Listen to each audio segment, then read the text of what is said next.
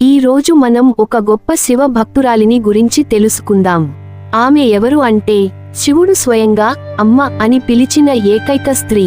ఆమె జీవితంలో భక్తి ఉంది, త్యాగం ఉంది, వైరాగ్యం ఉంది. ఆమెయే కారైకాల్ అమ్మయ్యార్. ఈ వీడియోలో ఆమె జననం నుంచి కైలాసం చేరిన వరకు పూర్తి కథను వినబోతున్నాం. ఇప్పటి తమిళనాడులో ఉన్న కారైకాల్ అనే ఊరిలో చాలా సంపన్నమైన కుటుంబంలో ఒక అమ్మాయి పుట్టింది. ఆమె తండ్రి పేరు ధనదత్తన్. ఆమెకు పెట్టిన పేరు పునీతవతి. చిన్నప్పటి నుంచి పునీతవతి చాలా శాంతమైన పిల్లగా ఉండేది. ఆటలు, బొమ్మల కన్నా ఆమెకు ఇష్టమైన విషయానికి ఒక్కటే శివుడు. రోజూ శివాయ నమః అని జపం చేసేది. గుడికి వెళ్లడం, శివ భక్తులను చూడగానే వాళ్లను గౌరవించడం, ఇది ఆమెకు చాలా ఇష్టం. కాలక్రమేణా పునీతవతికి వివాహం జరిగింది. ఆమె భర్త ఒక వ్యాపారి. చాలా మంచి కుటుంబం. పెళ్లయ్యాక కూడా పునీతవతిలో మార్పు రాలేదు. ఇంటికి వచ్చే శివ భక్తులను శివుడు వచ్చినట్టే సేవ చేసేది.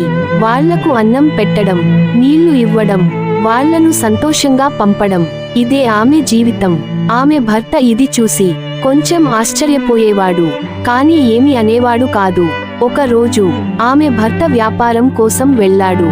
వెళ్తూ 2 మామిడి పండ్లు పంపాడు.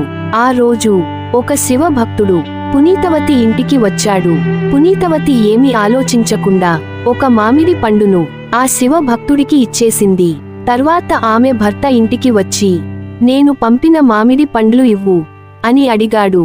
ఇంట్లో ఒకే ఒక్క మామిడి పండును పునీతవతి తెచ్చి భర్తకు ఇచ్చింది.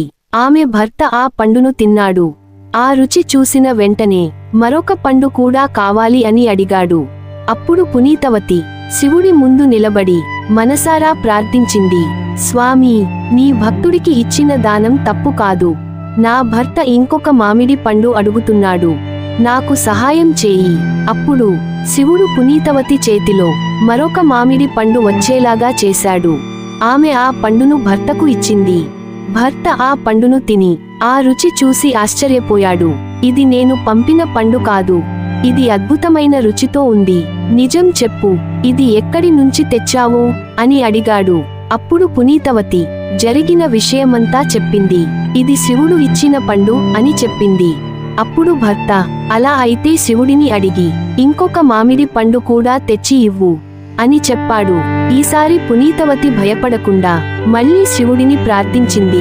వెంటనే మరొక మామిడి పండు ఆమె చేతుల్లోకి వచ్చింది. అది చూసిన భర్త భయపడ్డాడు. ఆమె దేవతలా తనకు కనిపించింది. భర్త మనసులో భయం పెరిగిపోయింది. ఆమె మానవురాలు కాదు అని అనుకున్నాడు. వ్యాపారం అని చెప్పి ఊరు విడిచి వెళ్లిపోయాడు.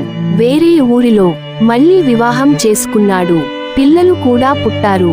పునీతవతి మాత్రం ఏమీ అడగలేదు, ఏమీ కోపపడలేదు.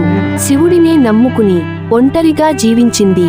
కొన్ని సంవత్సరాల తరువాత భర్త తన తప్పును తెలుసుకున్నాడు. తన కొత్త భార్య, పిల్లలతో కలిసి పునీతవతి దగ్గరకు వచ్చి ఆమె పాదాల దగ్గర పడిపోయాడు. నన్ను క్షమించు అని వేడుకున్నాడు. అప్పుడు పునీతవతి మనసులో ఒక నిర్ణయం తీసుకుంది. ఈ సౌందర్యం నా భర్త కోసం మాత్రమే, ఇప్పుడు అది అవసరం లేదు. ఆమె శివుడిని ప్రార్థించింది, ప్రభూ, నాకు ఈ రూపం వద్దు. ఈశ్వరా, నాకు దెయ్యం రూపం ఇవ్వు. నేను కేవలం నీ భక్తురాలిగా మాత్రమే ఉండాలని కోరుకుంటున్నాను. శివుడు ఆమె అపారమైన భక్తిని మెచ్చి పునీతవతికి దెయ్యం రూపాన్ని ప్రసాదించాడు. ఇది భయంకరమైన రూపం కాదు, ఇది తపస్సు, వైరాగ్యం, దయతో నిండిన రూపం. ఆమె కైలాసం వెళ్లాలని కోరుకుంది. ఈ పవిత్ర భూమి మీద నేను కాళ్లు పెట్టలేను అని చేతులు, తల మీద నడుచుకుంటూ కైలాసం చేరుకుంది. ఇది చాలా అద్భుతమైన ఘటన. కైలాసంలో పార్వతీదేవి అడిగింది, స్వామీ, ఈమె ఎవరు? శివుడు చిరునవ్వుతో అన్నాడు, ఈమె మనల్ని ప్రేమతో పెంచే అమ్మ. అప్పుడే శివుడు ఆమెను అమ్మయ్యే అని పిలిచాడు. శివుడు ఒక స్త్రీని అమ్మ అని పిలిచిన ఏకైక సందర్భం ఇదే. కారైకాల్ అమ్మయ్యార్ కథ మనకు చెప్పేది ఒక్కటే, భక్తికి రూపం లేదు, భక్తికి శరీరం అవసరం లేదు. మనసు శుద్ధంగా ఉంటే శివుడు మనతోనే ఉంటాడు. మీ మనసును ఈ కథ తాకితే శివభక్తి కథల కోసం మీ ఛానల్ను ఫాలో అవ్వండి. హరహర మహాదేవ త్రిశూల